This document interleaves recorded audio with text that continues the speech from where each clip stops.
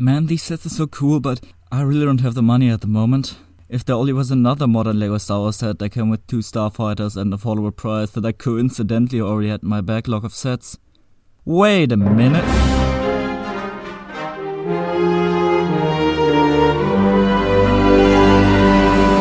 So as soon as LEGO revealed the Mandalorian Fang Fighter vs TIE Interceptor, the fandom went wild. It had been a while since we last got a Starfighter twin pack, and getting one for $100 had everyone excited, especially looking at the current price of LEGO. Now imagine the hype when we found out that wasn't even going to be the only double pack of 2023, with the Republic E-Wing vs Shin Hati Starfighter releasing in September for $110. Everyone's mind was blown that after such a long time we finally didn't just get 1 but 2 new double Starfighter sets. But I feel like most people forget that there was another double Starfighter set not too long ago, being Vader's TIE Advanced vs A-Wing Starfighter. This set often goes overlooked, considering it released under the Force Awakens box art and along with the Rebel Combat Frigate and Captain Rex's ATT. So I thought I'd take it upon myself to show you this wonderful set, which definitely ranks up there as one of the top Rebel sets. Remember, if you like this video, to smash the subscribe button and tell me what you think about this set in the comments. Today I want to show you all the intricacies of these builds, all the play features, just everything about this, starting with the minifigures.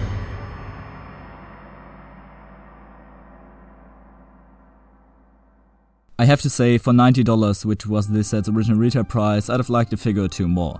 Don't get me wrong, these 4 figures are great, but the inclusion of a Hera or a TIE pilot would have elevated this set even more. We do have a member of Ghost in this set though, that being Sabine. This version of her is sadly missing her helmet, but I do like the blue-greenish hair more than the orange-blue one. I always appreciate Sabine's different hair pieces in general though, they're always really out there and aren't just generic brown hair number 47. But what I hate about every Sabine figure until the newest version is her face. She's got a darker skin tone akin to Ezra, but LEGO always gave her the light nougat face. I don't know why, and I honestly see nothing of her in this face print either. The body is nice though, all the detail on her armor brings more color to the figure, and the continuation of the torso onto the legs looks pretty great. This definitely is the best figure of the set, especially when looking at the other Rebel figure. What carries this minifig is the helmet. A-Wing helmets have the most detailed molds, which allows for some excellent printing. We can find that on this figure, and it sticks out so strongly here because of the rest of the figure is pretty bland. The bluish-grey body is quite boring, missing any leg printing, and the torso really isn't anything to write home about either. The face is fine by every definition of the word, but can't compete with Grand Moff Tarkin's. I don't know how they managed to capture his likeness so well. The hair certainly plays a big part, but I'd recognize this guy anywhere, so good job LEGO. Of course, I'd have preferred the grey suit for him, like we see him wearing in episode 4, but in Rebels he does wear a brown uniform, so it's as accurate as it gets. A figure that sadly isn't all that accurate though is Darth Vader.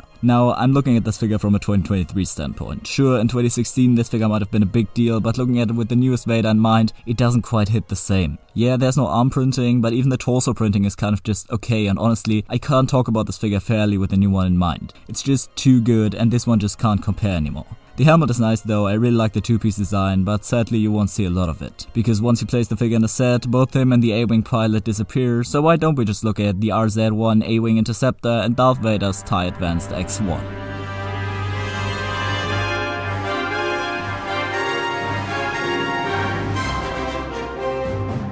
To start off, I just have to say I absolutely love the selection of builds here. Getting a brand new Vader's TIE Advanced along with an A-Wing, which we don't see too often, is great. Now, I'm biased here, I'm just gonna admit it. I really fucking like LEGO TIE Fighters. I don't even like them in universe, but the LEGO ones have a grip on my heart. Looking at every LEGO TIE Fighter there is, this may not be the strongest out there, but from all the Vader's TIEs, it is by far the best. It is a decently sized model overall. All of the last iterations we got were mostly this size to either accommodate the Death Star or Darth Vader's castle, so having one which can actually house a figure is great. On first glance, there's not a whole lot to write home about this model. There aren't any obvious gaps or anything distracting at all, but also nothing which makes you go crazy for this build. Like on every modern TIE Fighter, you can open windshield and hatch to get your figure in as easy as possible. Luckily, there's plenty of space for Vader to fit in, and his spongy cape makes the job considerably simpler as well. Closing up the hatch, we see there's no gap, so a great fit for the figure. Moving down the build, there's some sticker detail as well as this lovely rounded off back, which just looks cool. Here you can also find this build's only real play feature. If you press down on the black pins behind the cockpit, the spring-fire missiles will be fired from just under the cockpit.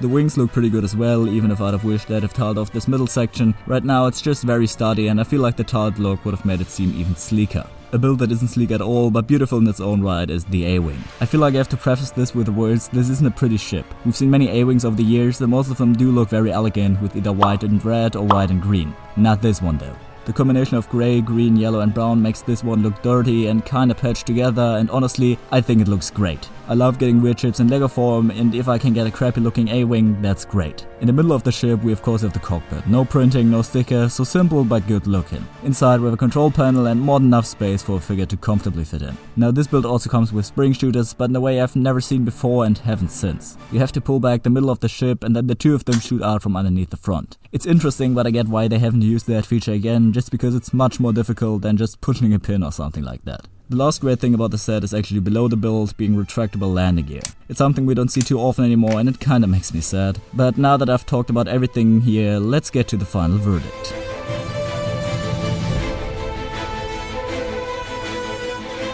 So I think this set is great. Getting two decently sized Starfighters and a $90 set was a great deal even back in 2016. Is it the best Rebel set? Probably not. Does it rank at least in the top 5? Definitely. I'd give the set a solid 80%. Good figures, good build, all around a good package. And on that note, I hope you enjoyed, and until next time, goodbye!